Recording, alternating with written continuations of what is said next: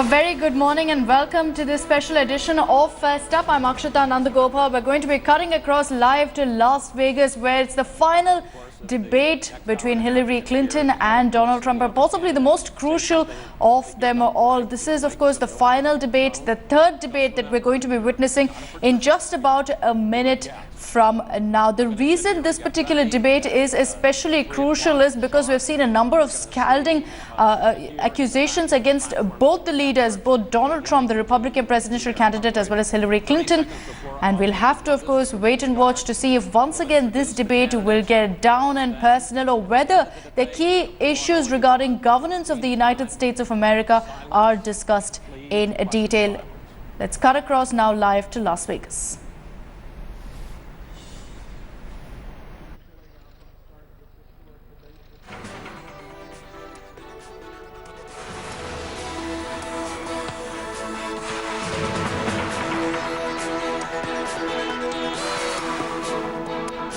Of course, in full attendance. Also, Trump's family is very much present there with him.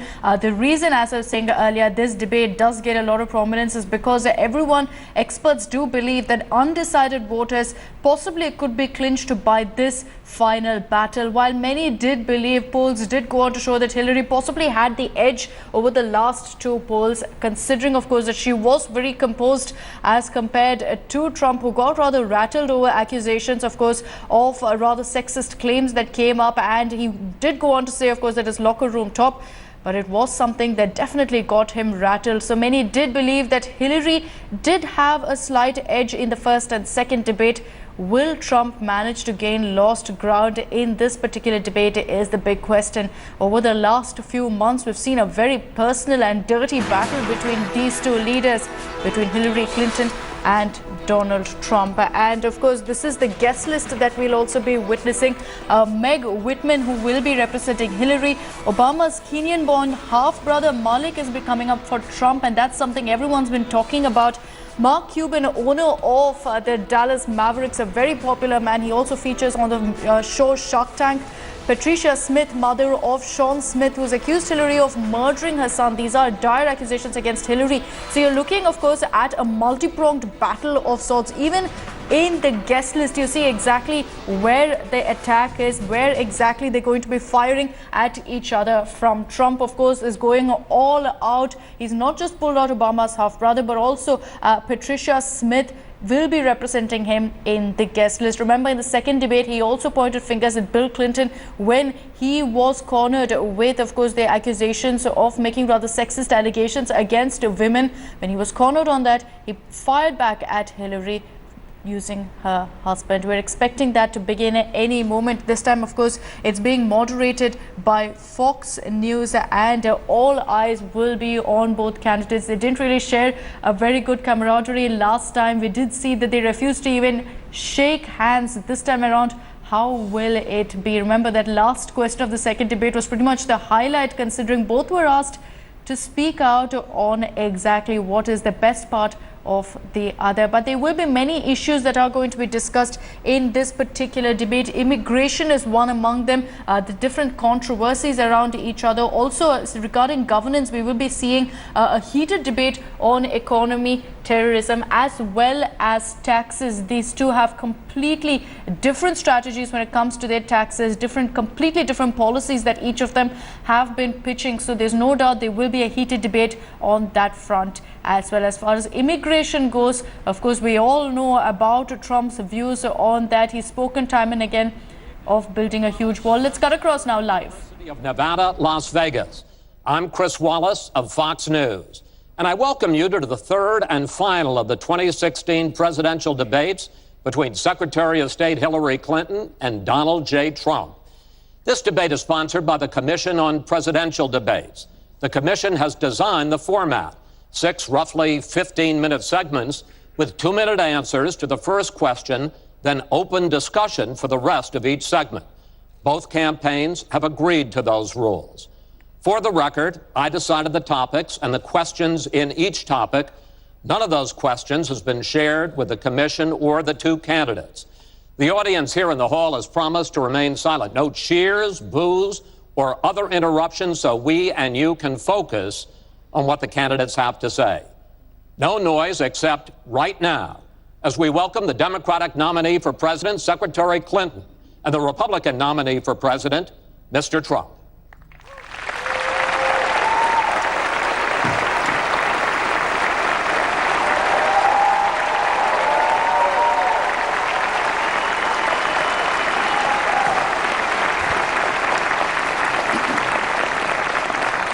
Secretary Clinton, Mr. Trump, welcome. Let's get right to it. The first topic is the Supreme Court. You both talked briefly about the court in the last debate, but I want to drill down on this because the next president will almost certainly have at least one appointment and likely or possibly 2 or 3 appointments, which means that you will, in effect, determine the balance of the court for what could be the next quarter century. First of all, where do you want to see the court take the country? And secondly, what's your view on how the Constitution should be interpreted? Do the founders' words mean what they say, or is it a living document to be applied flexibly according to changing circumstances? In this segment, Secretary Clinton, you go first. You have 2 minutes. Thank you very much, Chris, and thanks to UNLV for hosting us. You know, I think when we talk about the Supreme Court, it really raises the central issue in this election. Namely, what kind of country are we going to be? What kind of opportunities will we provide for our citizens? What kind of rights will Americans have?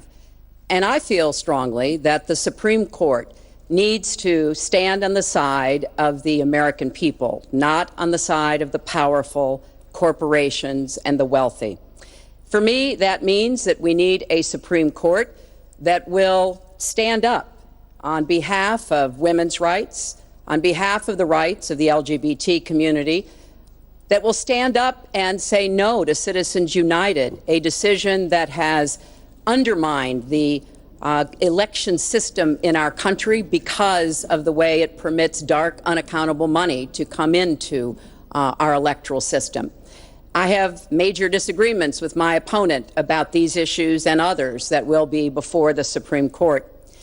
But I feel that at this point in our country's history, it is important that we not reverse marriage equality, that we not reverse Roe v. Wade, that we stand up against Citizens United, we stand up for the rights of people in the workplace, that we stand up and basically say the Supreme Court should represent all of us.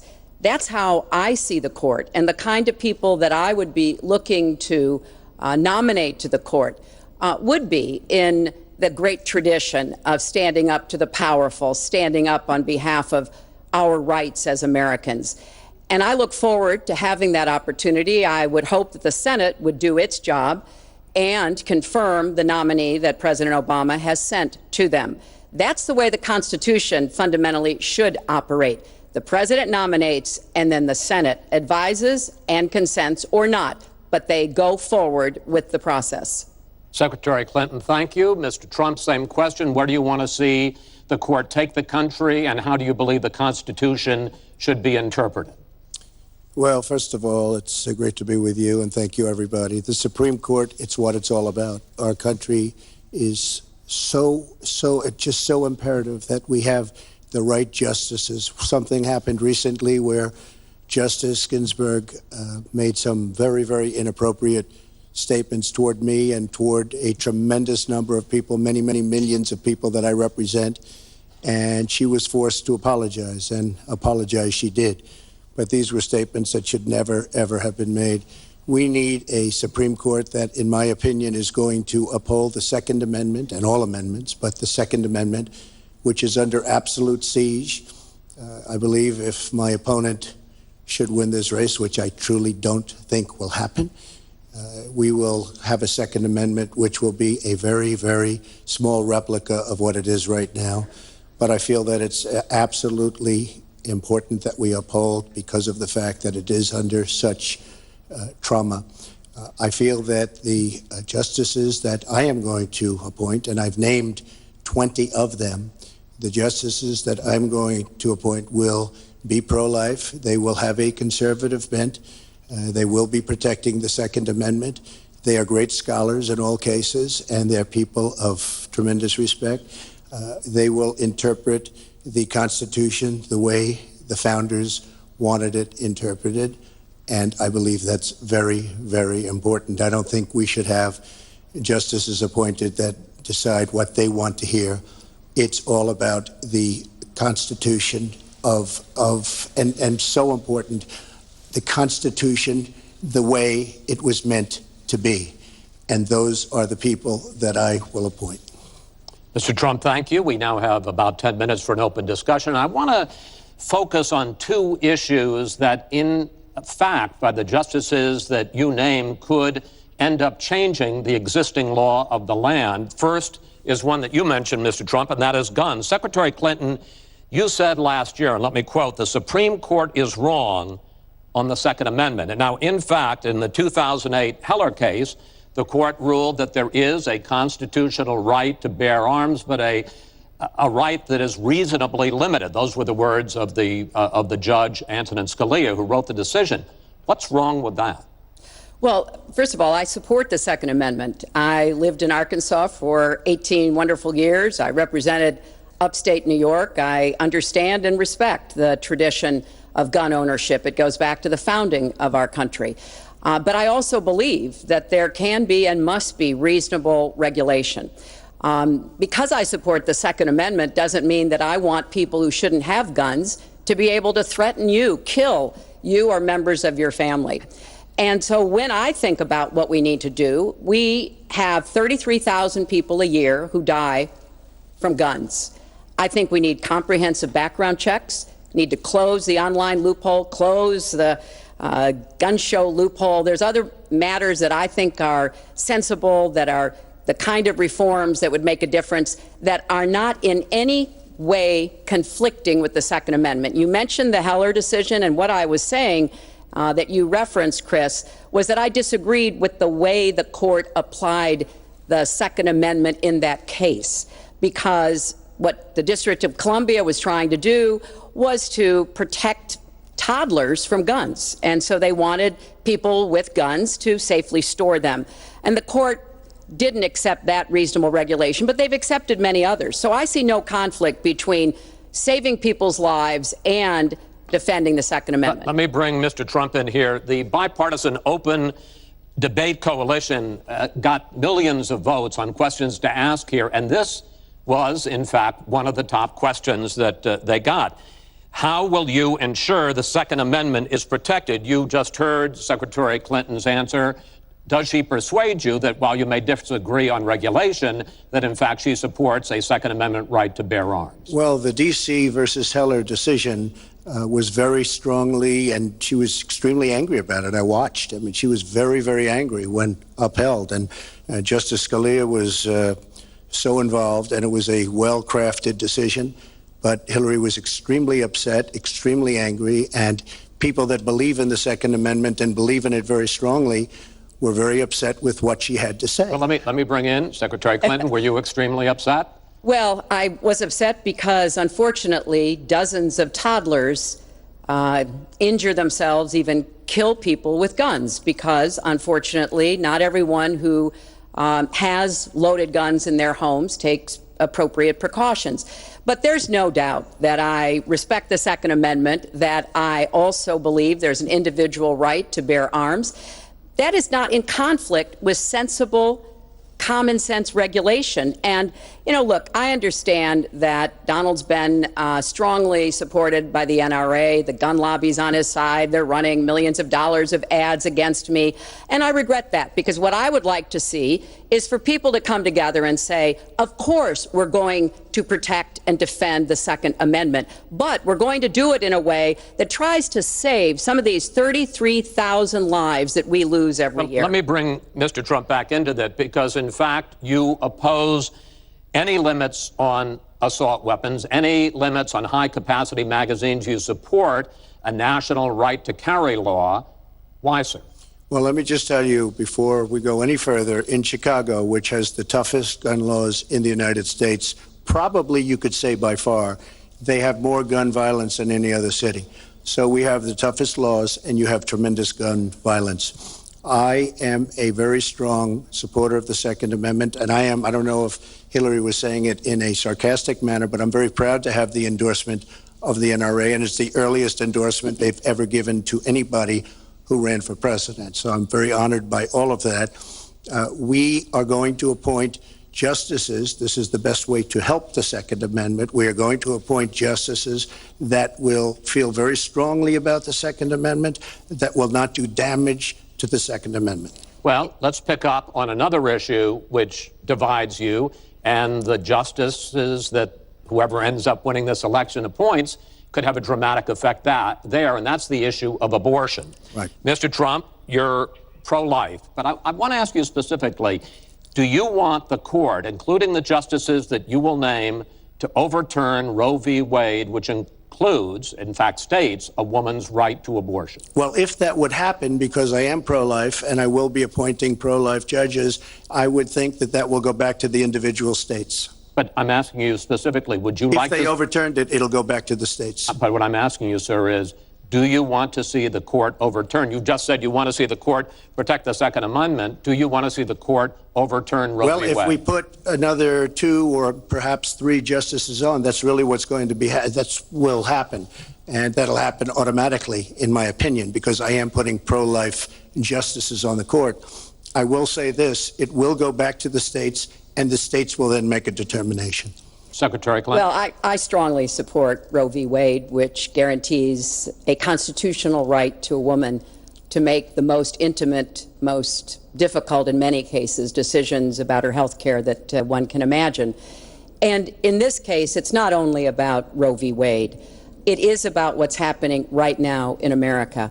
So many states are putting very stringent regulations on women that block them from exercising that choice, to the extent that they are defunding Planned Parenthood, which of course provides all kinds of cancer screenings and other benefits for women in our country.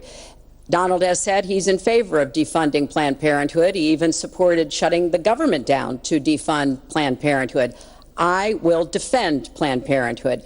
I will defend Roe v. Wade, and I will defend women's rights to make their own health care decisions. And we have come too far to have that turn back now. And indeed, he said women should be punished, that there should be some form of punishment for women who obtain abortions. And I could just not be more opposed to that kind of thinking. I'm going to give you a chance to respond, but I want to ask you, Secretary Clinton, I want to explore how far you believe the right to abortion goes. You have been quoted as saying that the fetus has no constitutional rights. You also voted against a ban on late-term partial birth abortions. Why? Because Roe v. Wade very clearly sets out that there can be regulations on abortion so long as the life and the health of the mother are taken into account. And when I voted as a senator, I did not think that that was the case.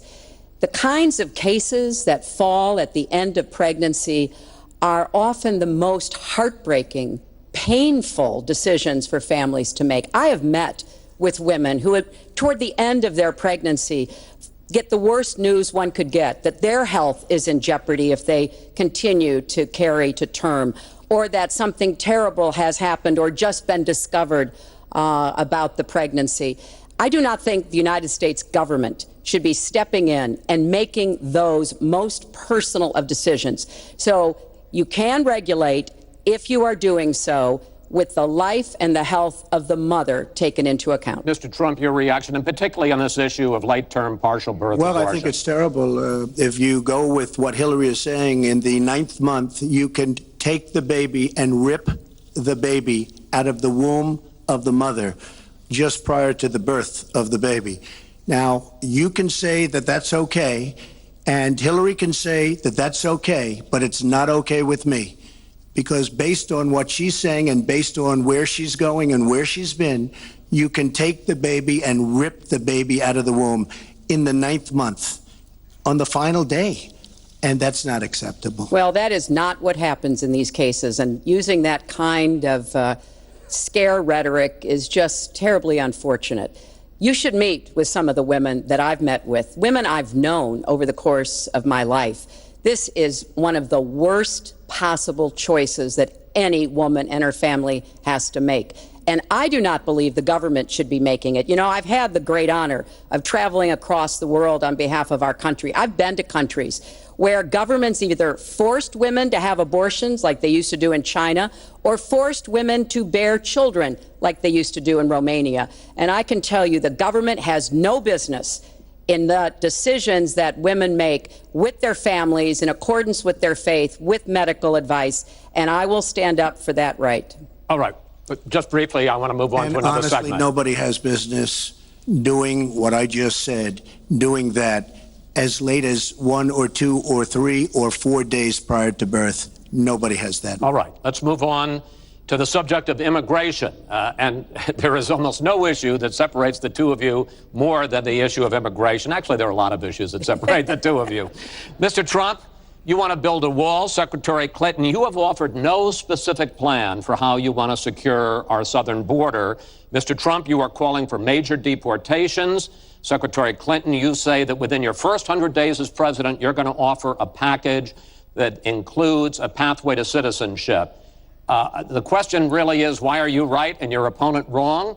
Mr. Trump, you go first in this segment. You have 2 minutes. Well, first of all, she wants to give amnesty, which is a disaster and very unfair to all of the people that are waiting in line for many, many years. We need strong borders. In the audience tonight, we have 4 mothers of, I mean, these are unbelievable people that I've gotten to know over a period of years whose children have been killed, brutally killed by people that came into the country illegally. You have thousands of mothers and fathers and relatives all over the country. They're coming in illegally. Drugs are pouring in through the border. We have no country if we have no border. Hillary wants to give amnesty. She wants to have open borders. The border secure, as you know, the Border Patrol agents, 16,500 plus ICE last week endorsed me. First time they've ever endorsed a candidate.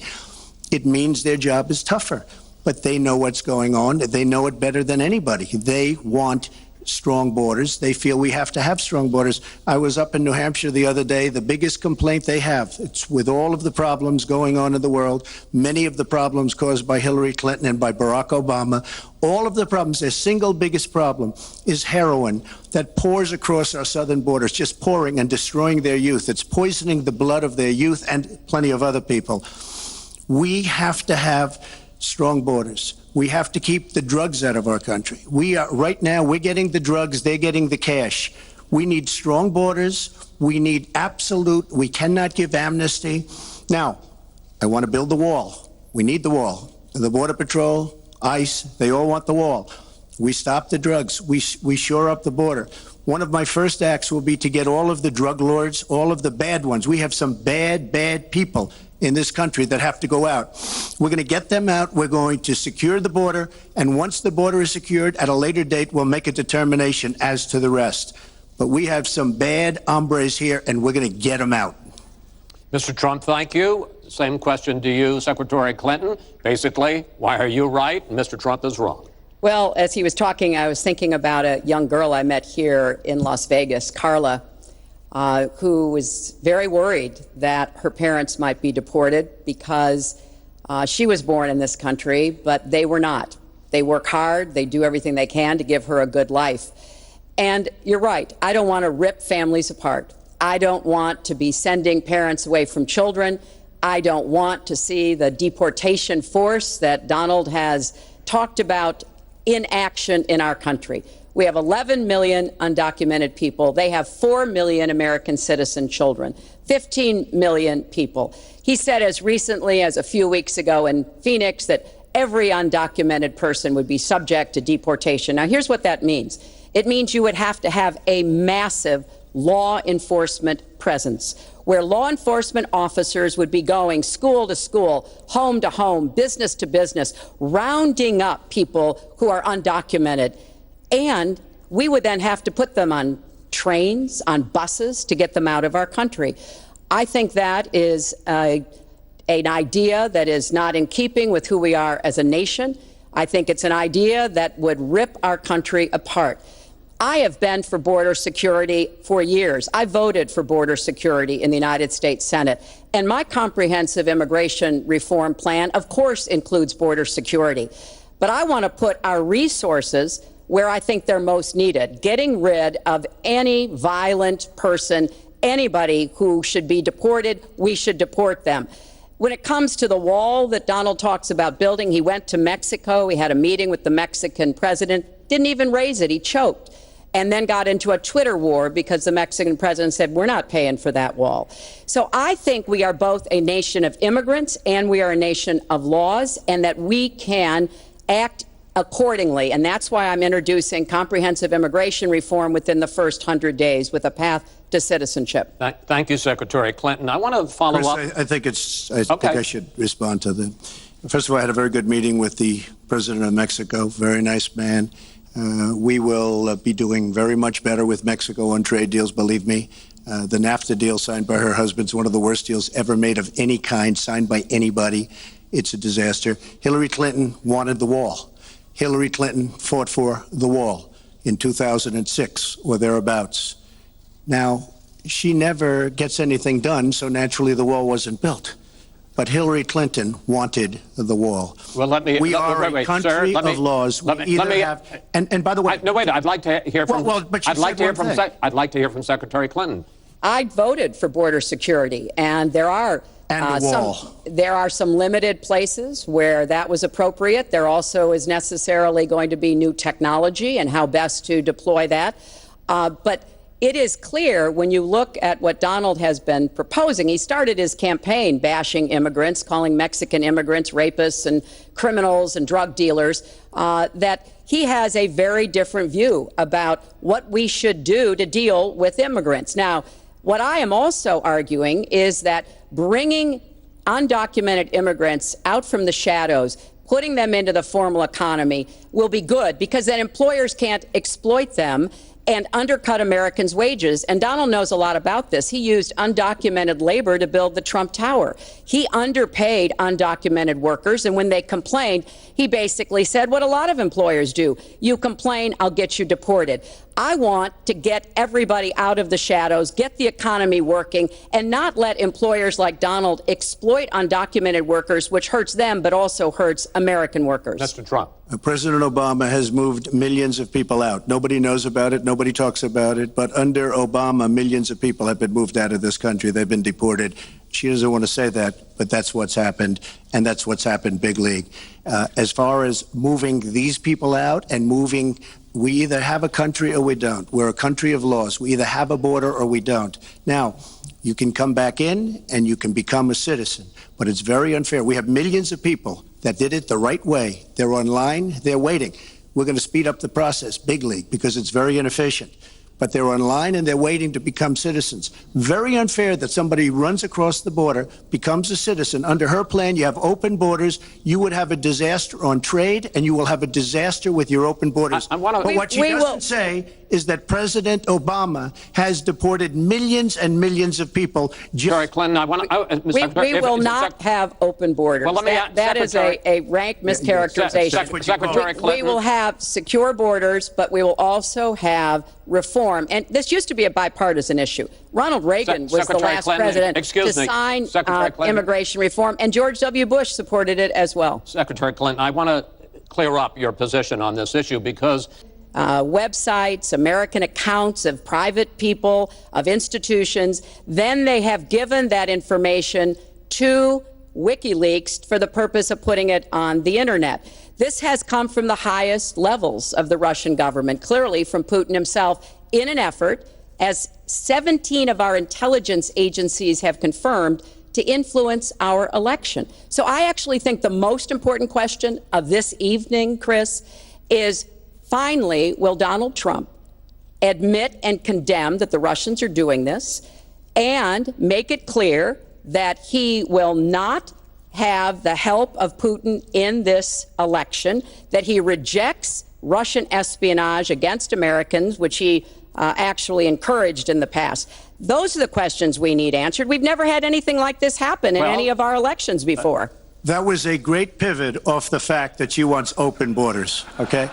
How did we get on to Putin? Hold on. No. Wait. Hold on, folks, because this is going to end up getting out of control. Let's try to keep it quiet for the candidates and for the American people. So just to finish on the borders. Yes. She wants open borders. People are going to pour into our country. People are going to come in from Syria. She wants 550% more people than Barack Obama. And he has thousands and thousands of people. They have no idea where they come from. And you see, we are going to stop radical Islamic terrorism in this country. She won't even mention the words, and neither will President Obama.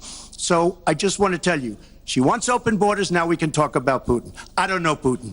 He said nice things about me. If we got along well, that would be good. If Russia and the United States got along well and went after ISIS, that would be good. He has no respect for her. He has no respect for our president. And I'll tell you what, we're in very serious trouble because we have a country with tremendous numbers of nuclear warheads, 1,800, by the way, where they expanded and we didn't. 1,800 nuclear warheads. And she's playing chicken. Look, Putin, from everything I see, has no respect for this person. Well, that's because he'd rather have a puppet as president of the United States. No puppet. And it's pretty clear. You're the puppet. It's pretty clear you won't admit that the Russians have engaged in cyber attacks against the United States of America, that you encouraged espionage against our people, that you are willing to spout the Putin line, sign up for his wish list, break up NATO, do whatever he wants to do, and that you continue to get help from him because he has a very clear favorite in this race. So I think that this is such an unprecedented situation. We've never had a foreign government trying to interfere in our election. We have 17 intelligence agencies, civilian and military, who have all concluded that these espionage attacks, these cyber attacks, come from the highest levels of the Kremlin, and they are designed to influence our election.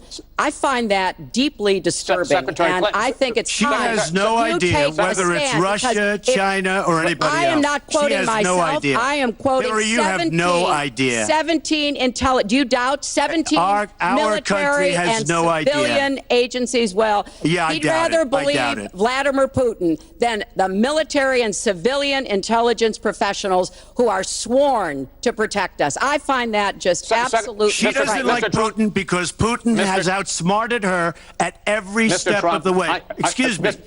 Putin has outsmarted her in Syria. He's outsmarted her every step of the way. I do get to ask some questions. Yes, that's and I would like to ask you this direct question. The top national security officials of this country do believe that Russia has been behind these hacks.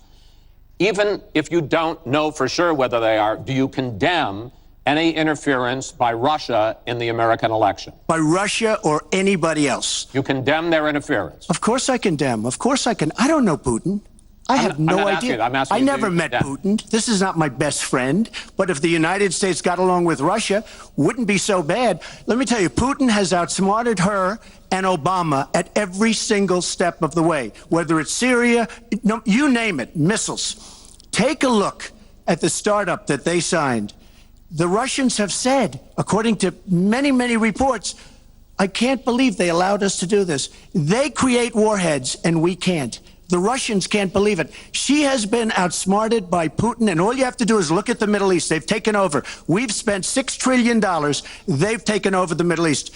She has been outsmarted and outplayed worse than anybody I've ever seen in any government whatsoever. We're a long way away from immigration, but I'm going to let you finish this topic. Well, you got about 45 seconds. Yeah, and she always will be. I find it ironic that he's raising nuclear weapons. This is a person who has been very cavalier, even casual, about the use of nuclear weapons. He's advocated more countries getting them, Japan, Korea, even Saudi Arabia.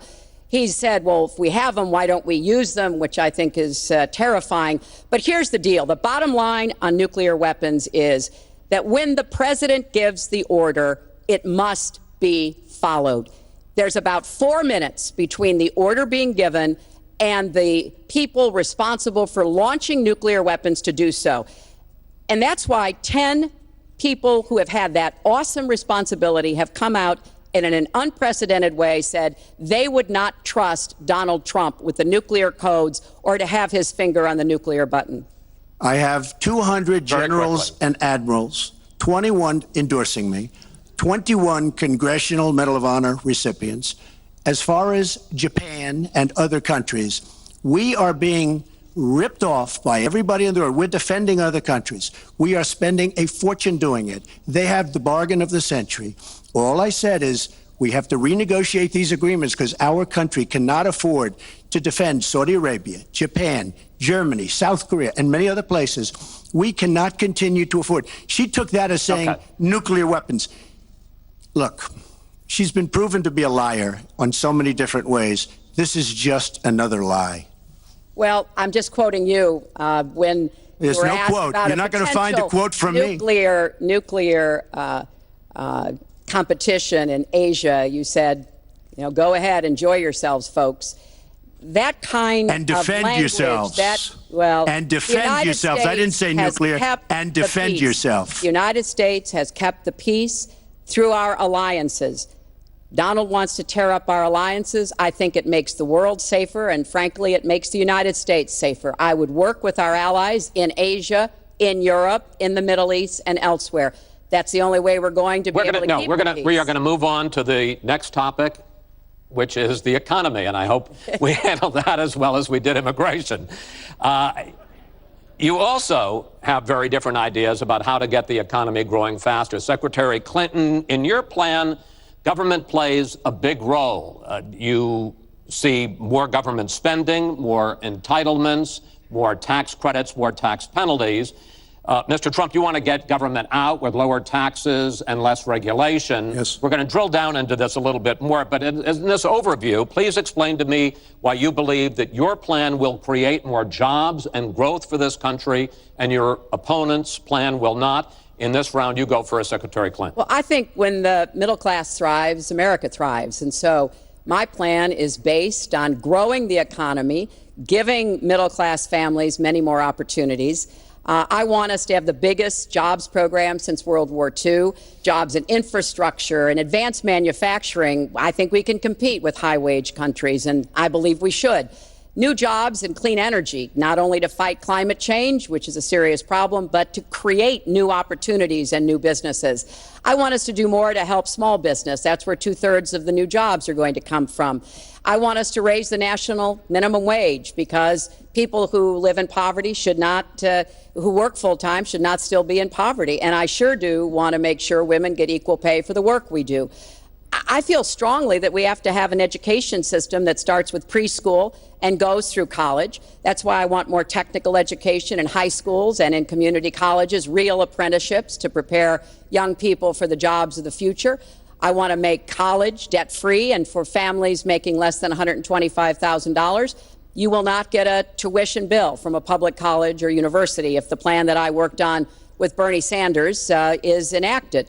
And we're going to work hard to make sure that it is, because we are going to go where the money is. Most of the gains in the last years since the Great Recession have gone to the very top. So we are going to have the wealthy pay their fair share. We're going to have corporations make a contribution greater than they are now to our country. That is a plan that has been analyzed by independent experts, which said that it could produce 10 million new jobs. By contrast, Donald's plan has been analyzed to conclude it might lose 3.5 million jobs. Why? Because his whole plan is to cut taxes, to give the biggest tax breaks ever to the wealthy and to corporations, adding $20 trillion to our debt and causing the kind of dislocation that we have seen before, because it truly will be trickle-down economics on steroids. So the plan I have, I think, will actually produce greater opportunities. The plan he has will cost us jobs and possibly lead to another Great Recession. Secretary, thank you. Mr. Trump, why will your plan create more jobs and growth than Secretary Clinton? Well, first of all, before I start on my plan, her plan is going to raise taxes and even double your taxes. Her tax plan is a disaster.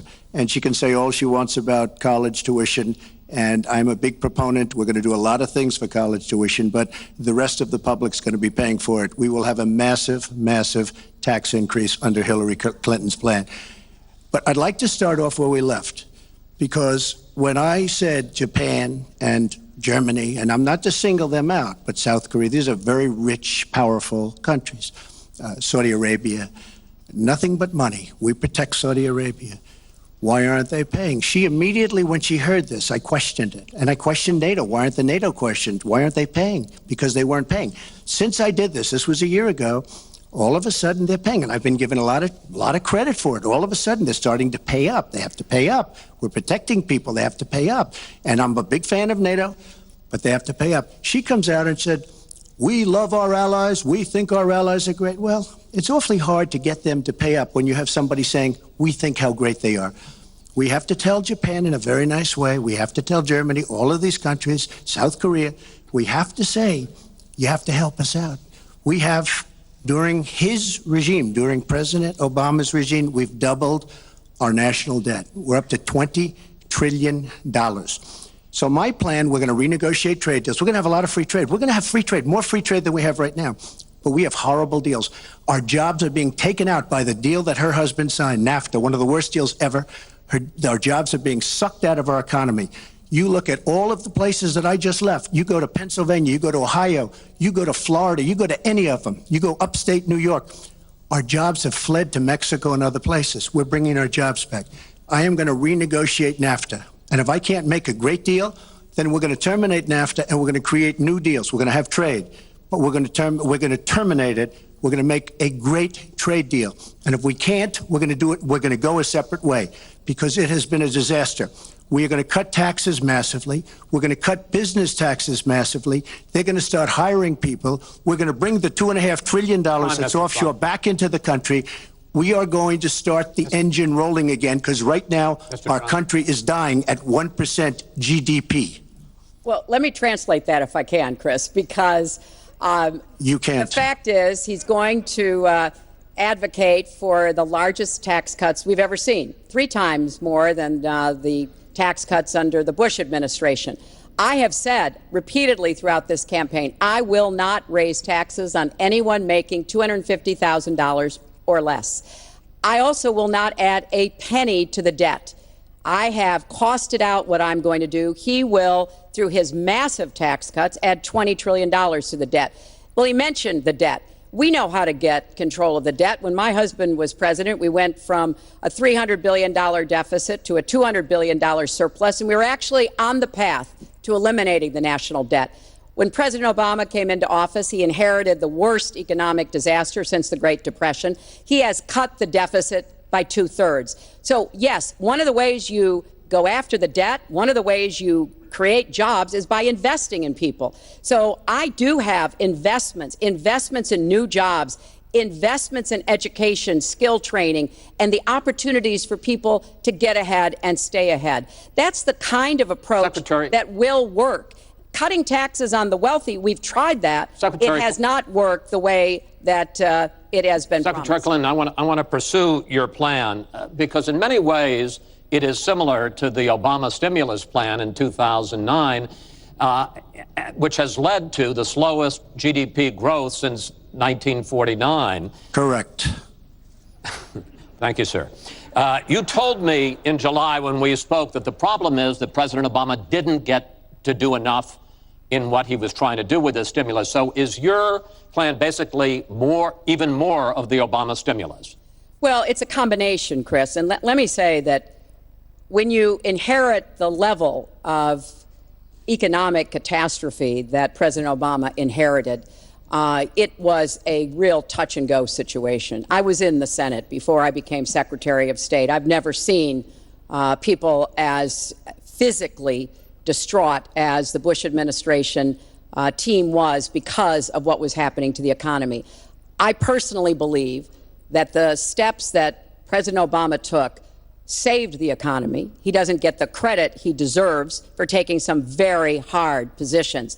But it was a terrible recession. So now we've dug ourselves out of it. We're standing, but we're not yet running. So what I am proposing is that we invest from the middle out and the ground up, not the top down. That is not going to work. That's why what I have put forward doesn't add a penny to the debt. but it is the kind of approach that will enable more people to take those new jobs, higher paying jobs. We're beginning to see some increase in incomes, and we certainly have had a long string of increasing jobs. We've got to do more to get the whole economy moving, and that's what I believe I will be able to do. Mr. Trump, even conservative economists who have looked at your plan say that the numbers don't add up, that your idea, and you've talked about 25 million jobs created, 4% over a 10-year period growth, is unrealistic. And they say, you talk a lot about growing the energy industry, they say with oil prices as low as they are right now, that's unrealistic as well. Your response? So I just left some high representatives of India. They're growing at 8%. China is growing at 7%, and that for them is a catastrophically low number. We are growing. Our last report came out, and it's right around the 1% level, and I think it's going down. Last week, as you know, at the end of last week, they came out with an anemic jobs report, a terrible jobs report. In fact, I said, is that the last jobs report before the election? Because if it is, I should win easily. It was so bad. The report was so bad. He insulted a former Miss Universe, Alicia Machado, called her an eating machine. And on the day when I was in the Situation Room monitoring the raid that brought Osama bin Laden to justice, he was hosting the Celebrity Apprentice. So I'm happy to compare my 30 years of experience, what I've done for this country, trying to help in every way I could, especially kids and families, get ahead and stay ahead with your 30 years, and I'll let the American people make that decision. Well, I think I did a much better job. I built a massive company, a great company, some of the greatest assets anywhere in the world, worth many, many billions of dollars. I started with a $1 million loan. I agree with that. It's a $1 million loan, but I built a phenomenal company. And if we could run our country the way I've run my company, we would have a country that you would be so proud of. You would even be proud of it. And frankly, when you look at her real record, take a look at Syria, take a look at the migration, take a look at Libya, take a look at Iraq. She gave us ISIS because her and Obama created this huge vacuum. And a small group came out of that huge vacuum because we should have never been in Iraq, but once we were there, we should have never got out the way they wanted to get out. She gave us ISIS as sure as you are sitting there. And what happened is now ISIS is in 32 countries. And now I listen how she's going to get rid of ISIS.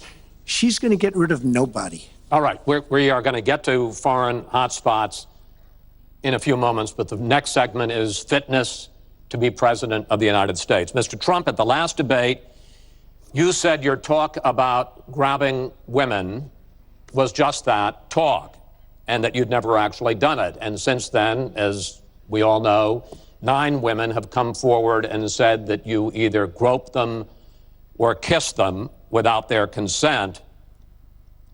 Why would so many different women from so many different circumstances over so many different years, why would they all in this last couple of weeks make up, you deny this, why would they all make up these stories? And since this is a question for both of you, Secretary Clinton, Mr. Trump says what your husband did and that you defended was even worse. Mr. Trump, you go first. Well, first of all, those stories have been largely debunked. Those people, I don't know those people. I have a feeling how they came. I believe it was her campaign that did it. Just like if you look at what came out today on the clips, where I was wondering what happened with my rally in Chicago and other rallies where we had such violence. She's the one in Obama that caused the violence. They hired people, they paid them $1,500, and they're on tape saying, be violent, cause fights, do bad things. I would say the only way, because those stories are all totally false, I have to say that. And I didn't even apologize to my wife, who's sitting right here, because I didn't do anything. I didn't know any of these women. I didn't see these women. These women, the woman on the plane, the woman, I think they want either fame or her campaign did it. And I think it's her campaign. Because when I saw what they did, which is a criminal act, by the way, where they're telling people to go out and start fistfights and start violence. And I'll tell you what, in particular in Chicago, people were hurt and people could have been killed in that riot. And that was now all on tape, started by her. I believe, Chris, that she got these people to step forward. If it wasn't, they get their 10 minutes of fame. but they were all totally, it was all fiction. It was lies and it was fiction. Well, Secretary Clinton. At the last debate, we heard Donald talking about what he did to women. And after that, a number of women have come forward saying that's exactly what he did to them. Now, what was his response? Well, he held a number of big rallies where he said that he could not possibly have done those things to those women because they were not attractive enough for I did not them say to be that. assaulted. I did not say that. In fact, he went on to say... Her 2 minutes, sir, her 2 minutes. But did not say that. It's her 2 minutes. He went on to say, look at her. I don't think so. About another woman, he said, that wouldn't be my first choice. He attacked the woman reporter writing the story, called her disgusting, as he has called a number of women during this campaign. You know, Donald thinks belittling women makes him bigger.